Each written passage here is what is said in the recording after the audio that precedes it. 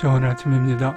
오늘 주시는 하나님의 말씀은 요한복음 19장 38절에서 41절 말씀입니다. 아리마대 사람 요셉이 예수의 제자나 유대인을 두려워하여 은휘하더니 이 일 후에 빌라도더러 예수의 시체를 가져가기를 구하매 빌라도가 허락하는지라. 이에 가서 예수의 시체를 가져가니라. 일찍 예수께 밤에 나와왔던 니고데모도 모략과 침향 섞은 것을 100근쯤 가지고 온지라. 이에 예수의 시체를 가져다가 유대인의 장례법대로 그 향품과 함께 세마포로 쌌더라. 예수의 십자가에 못 박히신 곳에 동산이 있고 동산 안에 아직 사람을 장사한 일이 없는 새 무덤이 있는지라. 이날은 유대인의 예비일이요 또 무덤이 가까운 고로 예수를 거기 두니라. 오늘의 제목은 더 이상 숨지 않으리입니다. 하나님께서는 예수님의 탄생을 위해 많은 것들을 준비하셨습니다.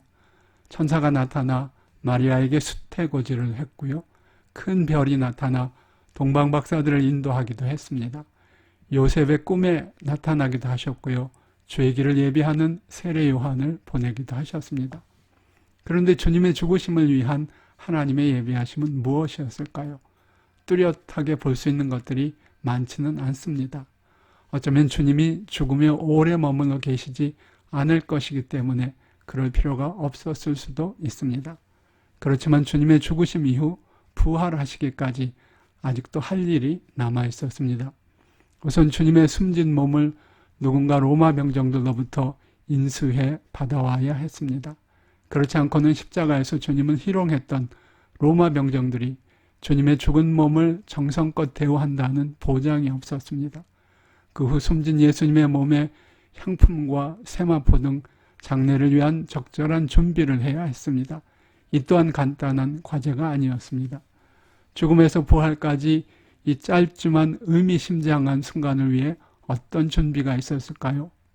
주님은 돌아가시기 전 제자들에게 거듭해서 자신이 십자가에서 고난받아 죽을 것을 말씀하셨습니다. 그러나 제자들은 끝내 들으려고 하지 않았었습니다. 죽음에 대한 준비가 전혀 안 돼 있었던 것입니다. 그런 상황에서 오늘 등장하는 두 사람에게서 하나님의 예비하심을 볼 수 있습니다. 아리마대 요셉과 니고데모입니다. 이 두 사람은 주님이 살아계셨을 동안 드러내놓지 않고 주님을 따르던 사람들이었습니다. 그러나 주님이 십자가에서 죽으심을 본 이후 대담하게 자신들의 정체를 드러내고 주님의 시체를 수습합니다. 마가복음에서는 그들의 행동을 당돌했다고 표현합니다. 용기 없이 할 수 없는 일이었다는 것입니다.